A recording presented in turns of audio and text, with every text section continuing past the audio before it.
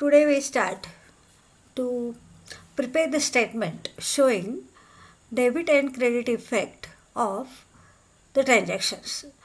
Yesterday I told you to learn the rules of debit and credit. I think 2 days before I told you to prepare or to learn that rules of debit and credit.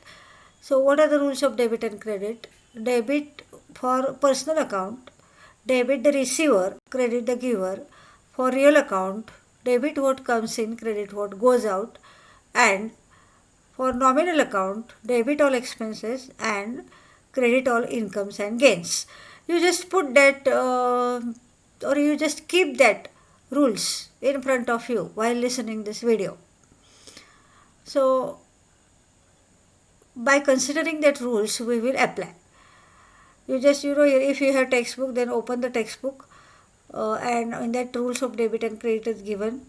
So by considering here that or by looking into textbook, you just try to understand. So here this preparation of statement showing debit and credit effect of the transactions. तर 2 दिवसापूर्वी मी तुम्हाला debit आणि क्रेडिटचे rule पाठ करायला सांगितलं होतं. पाठ केले असले तर उत्तमच आहे, नसेल तर तुम्ही तुमचं टेक्स्टबुक जे आहे ते टेक्स्टबुक तिथं बघून ते डेबिट अँड क्रेडिटचे रूल्स बघून तुम्ही हे व्हिडिओ लिसन करायचं आहे. म्हणजे तुम्हाला पाठ झाले असेल तर उत्तमच आहे, किंवा एका पेजवर तुम्ही लिहून घ्या आणि मग हे व्हिडिओ लिसन करून तिथं डेबिट आणि क्रेडिट म्हणजे इफेक्ट काय आहे त्याचा ते तुम्हाला समजेल. So in every transaction, what we are supposed to do in preparing the statement? So first you just read the transaction. What is the first step? You have to read the transaction. Then you find out 2 aspects that we have learned yesterday. We have to identify 2 aspects, then 2 accounts, and we have to determine the type of account. And now this next stage is we have to apply the rule for the account which is classified or which is identified. So this you just and then we decide which account is to be debited and which account is to be credited. First step is reading transaction. Second is here identifying 2 aspects. Third is identifying accounts. Fourth is type of accounts, that means determining the types of accounts. Fifth is application of rule. Fifth stage is very important, application of rule, and then deciding what is to be debited and what is to be credited. So these are the statements, or this is a process by which we can understand the debit and credit effect of the transaction. And on the basis of this statement we will prepare journal. So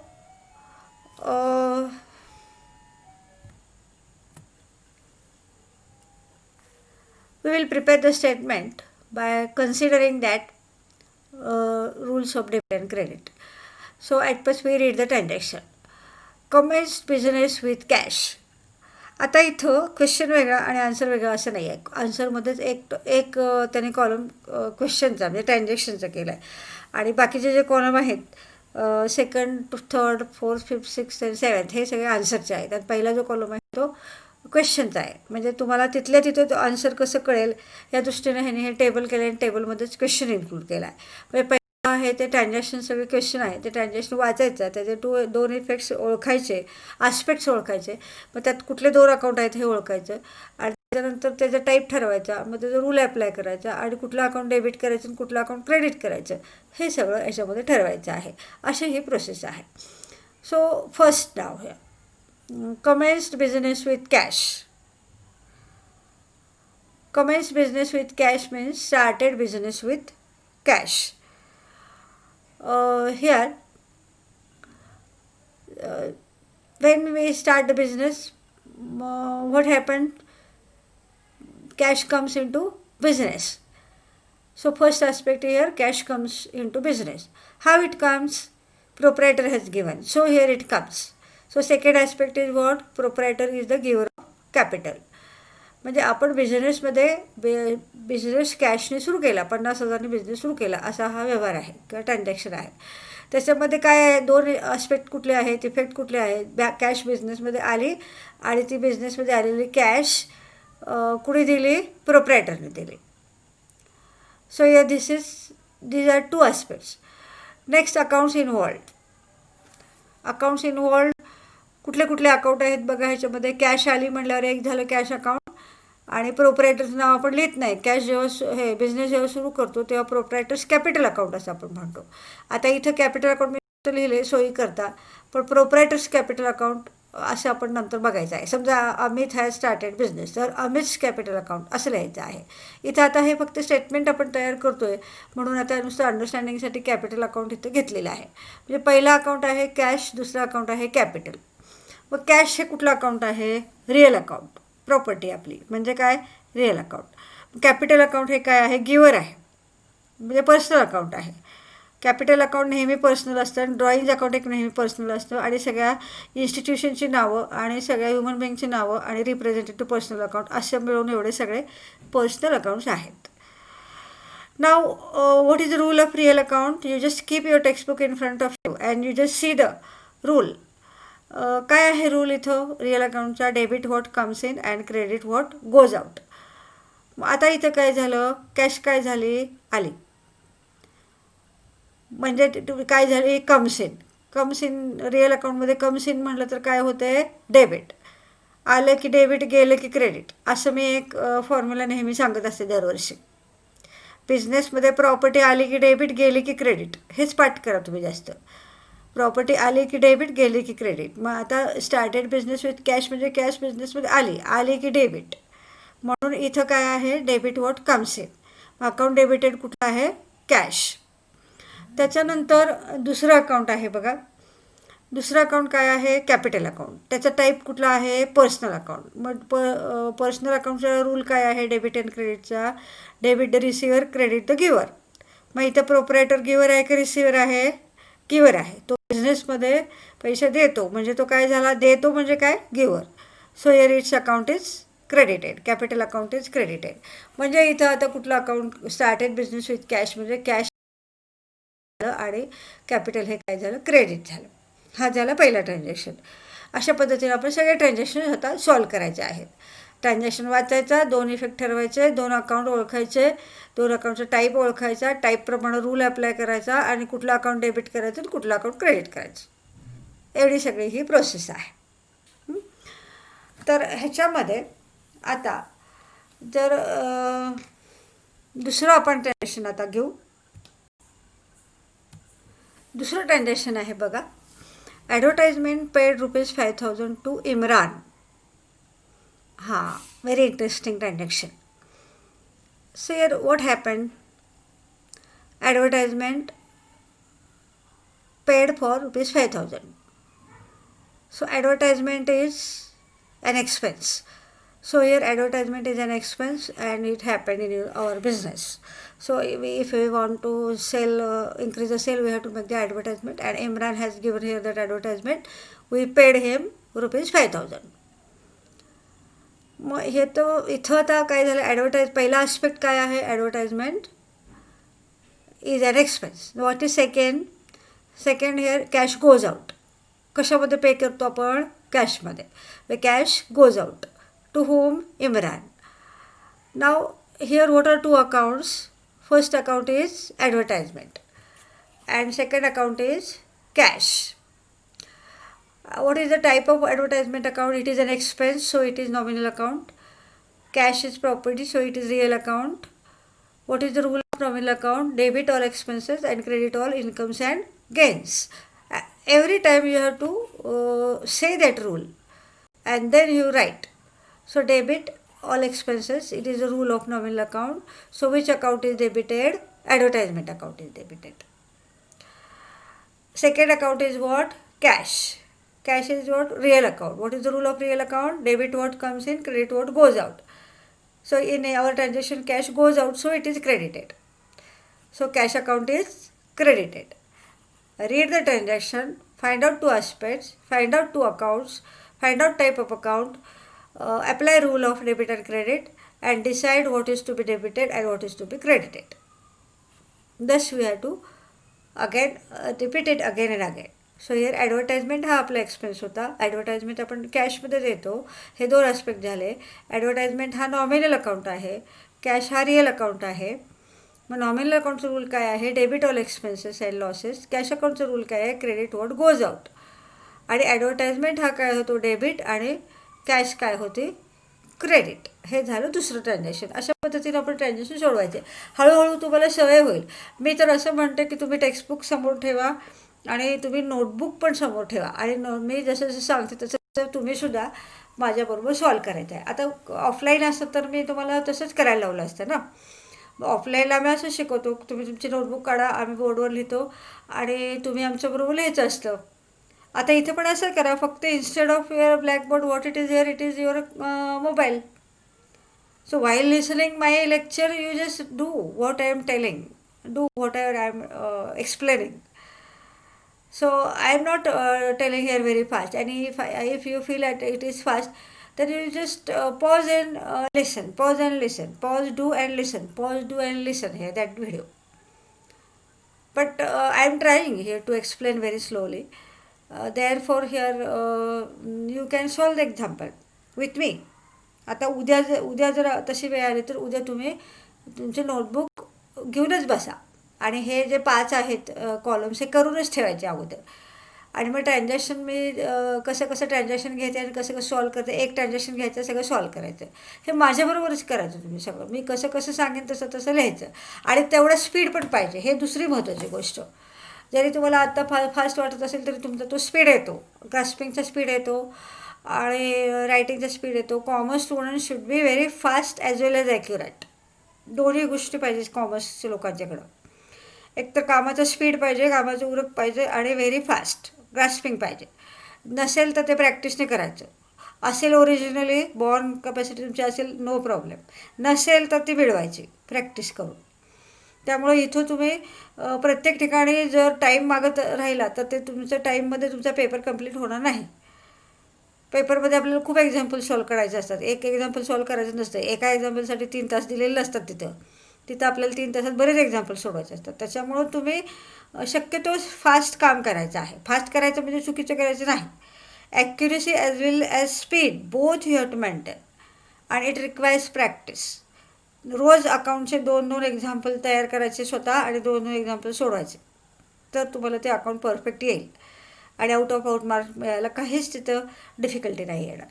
तर अशा पद्धतीने 2 हे बघितले आपण. आणि त्याच्यानंतर आता पुढचं बघा, third deposited cash into bank. इथं थोडंसं हे झाले ते तरी तुम्ही समजून घ्या. Deposited cash into bank of India ₹10,000. म्हणजे बँक ऑफ इंडियामध्ये कॅश डिपॉझिट केली. म्हणजे 2 ॲस्पेक्ट्स कुठले झाले इथं? बँक ऑफ इंडियात भरलं म्हणजे बँक ऑफ इंडिया ही काय झालं? रिसिव्हर झालं. आणि कॅश काय केली? आली का गेली? गेली बिझनेसमधनं. गेली म्हणजे इथं वाया गेली नाही, फक्त आपल्या कॅश बॉक्समध्ये ठेवायच्या ऐवजी आपण कुठं ठेवलेलं आहे ते for the sake of safety we have deposited that cash into bank. So bank of India is receiver, that is first aspect. Cash goes out, that is second effect. And Bank of India, here what are 2 accounts? In first aspect you find that Bank of India is personal account and cash is real account.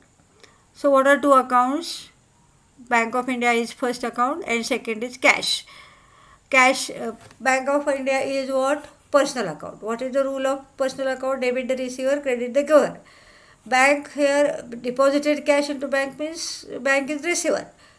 Debit the receiver. So this account is debited.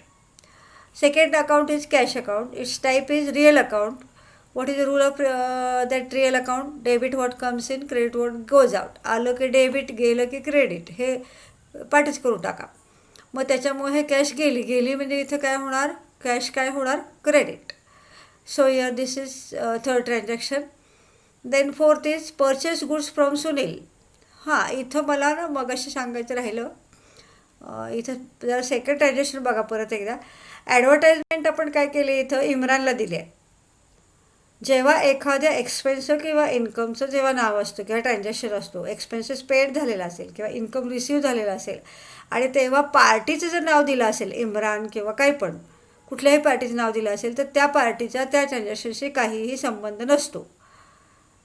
फक्त expense आणि इन्कमच्या बाबतीमध्ये. Expense आणि income असेल आणि पार्टीचं नाव असेल तर पार्टीचं नाव कन्सिडर करायचं नाही. फक्त एक्सपेन्स आणि कॅश किंवा कॅश आणि इन्कम असं लक्षात ठेवायचं आहे तिथं. त्याचं पार्टीचं नाव पण रेकॉर्ड करायचं नाही. ही एक महत्त्वाची सूचना आहे. It is very important. काय इम्पॉर्टंट आहे, एक्सपेन्स आणि इन्कम ह्या ट्रान्झॅक्शनमध्ये पार्टीचं नाव दिलेलं असेल तर पार्टीचं नाव कन्सिडर करायचं नाही. फक्त एक्सपेन्स आणि इन्कम आणि कॅश अकाउंट एवढंच लक्षात घ्यायचं आहे. If transaction of expense and income is given and the party's name is given, then you shouldn't consider the name of party. You have to consider only expense or income and cash, because expense is paid in cash as well as income is received in cash.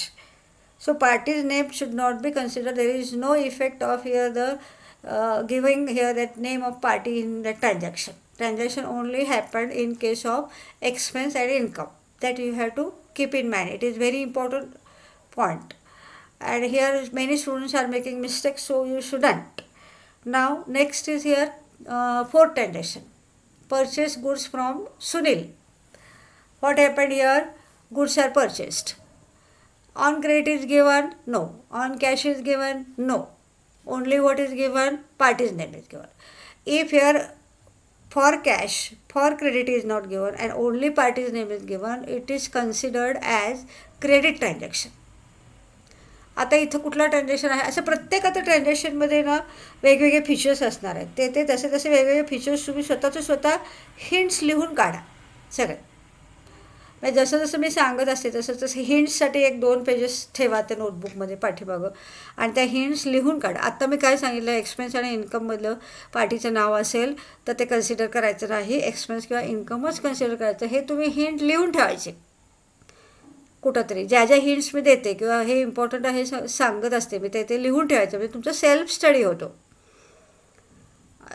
Online टीचिंगचा हा एक advantage आहे बघा, तुम्हाला benefit आहे की self study होतो इथं.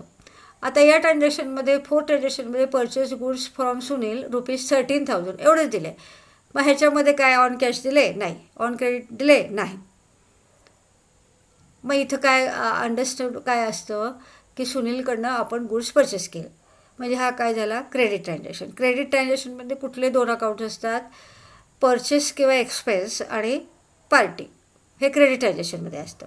आणि कॅश ट्रान्झॅक्शनमध्ये काय असतं, परचेस किंवा एक्सपेन्स आणि कॅश. कॅश ट्रान्झॅक्शन असेल तर कॅश अकाउंट, क्रेडिट ट्रान्झॅक्शन असेल तर पार्टीचं नाव अकाउंट, पार्टीचं नाव आणि परचेसेस आणि इन्कम किंवा परचेसेस आणि सेल्स असं असतं. So purchase goods from Sunil ₹13,000 ह्याचा अर्थ सुनीलकडनं आपण गुड्स ऑन क्रेडिट घेतलेले आहेत. मग 2 ॲस्पेक्ट्स कुठले आहेत तिथं, परचेस. पहिलं परचेस इज अन एक्सपेन्स किंवा एक्सपेंडिचर आपण असं म्हणू शकतो ह्याला. परचेसला एक्सपेंडिचर हा शब्द वापरतात. And from whom we purchase, from Sunil. So here Sunil is giver. So these are 2 aspects. So what are 2 accounts, purchases account and Sunil's account. Purchases account is nothing but the expenditure made, so therefore it is nominal account, and Sunil's account is here personal account. So what is the rule of a nominal account? Debit all expenses, credit all gains. So here purchases, what is this? This is expense or expenditure. Therefore here expenditure is always debited and income is always credited. This is the tact of keeping in mind here that rule. So here that debit all expenses, therefore purchase account is debited. Second account is Sunil's account. Sunil's account is personal account. He is giver, so here his account is credited. What is the rule of personal account? Debit the receiver, credit the giver. Every time you have to repeat it again and again, that rule. You have to say loudly or not loudly. That means yourself only you can understand. If you are your study room is separate, if anybody is not getting disturbed, then you just say it loudly. If you are saying loudly, your voice only is coming back you. So therefore you feel here that I am somebody is telling. So here that is tact of your understanding or keeping in mind that rules of debit and credit. जेव्हा तुम्ही हे example सोडवतो तेव्हा प्रत्येक वेळेस debit आणि क्रेडिटचे rule आपण म्हणायचे आहेत तिथं आणि म्हणता ते सोडवायचं आहे. तुम्ही जर लाऊडली म्हणलेलं चालत असेल किंवा तुम्ही थोडंसं बाजूला तुम्ही स्टडी करत असाल तर तिथे तुम्ही लाऊडली म्हणा. लाऊडली म्हणजे एकदम जोरात नाही, आपल्यालाच ऐकू येईल एवढंच म्हणायचं आणि ते रूल आपण मग लर्न होतात आपोआप, असं होतं. म्हणून ते करायचं. नाव 5th transaction is sold goods for cash. आता इथं क्लिअरली कॅश म्हटलेलं आहे तरी, म्हणजे हा काय झाला, कॅश ट्रान्झॅक्शन. आता प्रत्येक वेळेस मी तुम्हाला हे क्लॅरिफाय करत जाईल, कॅश आहे का क्रेडिट आहे, कसं ओळखायचं, काय ओळखायचं. Sold goods for cash ₹12,000. याचा अर्थ काय झाला, गुड्स सोल्ड केले किती रुपयाचे, 12,000चे. म्हणजे 12,000 तुम्हाला आले, म्हणजे पहिला आस्पेक्ट काय झाला, कॅश कम्स इन. आणि दुसरं सेल केलं आहे म्हणजे तो काय झाला आहे, इन्कम. सो पहिलं ॲस्पेक्ट आहे कॅश कम्स इन, दुसरा ॲस्पेक्ट आहे सेल्स. मग पहिल्या ॲस्पेक्टमधलं अकाउंट कुठलं, कॅश अकाउंट. दुसऱ्या ॲस्पेक्टमधलं अकाउंट कुठलं, सेल्स अकाउंट. कॅश अकाउंट हा काय आहे, रिअल अकाउंट. सेल्स हा काय आहे, nominal account. So what is the rule of real account, debit what comes in, credit what goes out. आलं की डेबिट, गेलं की क्रेडिट, असं लक्षात ठेवायचं. मग डेबिट व्हॉट कम्स इन म्हणून कुठलं अकाउंट हे तर डेबिट झालं, कॅश अकाउंट. आणि सेल्स हा काय आहे, नॉमिनल अकाउंट आहे. म्हणजे का नॉमिनल अकाउंट आहे, कारण ते इन्कम आहे. मग नॉमिनल अकाउंटचा रूल काय आहे, debit all expenses and losses and credit all incomes. मग इथं आता आपला सेल इन्कम आहे म्हणून इथं त्याचं अकाउंट काय झालं आहे, क्रेडिट झालेलं आहे. तर अशा पद्धतीने हे 5वं ट्रान्झॅक्शन झालं. त्याच्यानंतर आहे बघा 6वं ट्रान्झॅक्शन, रिसिव्ड कमिशन ₹4,500. आता इथं काय घडलं, कमिशन मिळालं. कशामध्ये कमिशन मिळालं, कॅशमध्ये. मग कॅश आली का, आली. कमिशन मिळालं म्हणजे कॅश आली. So here cash comes in.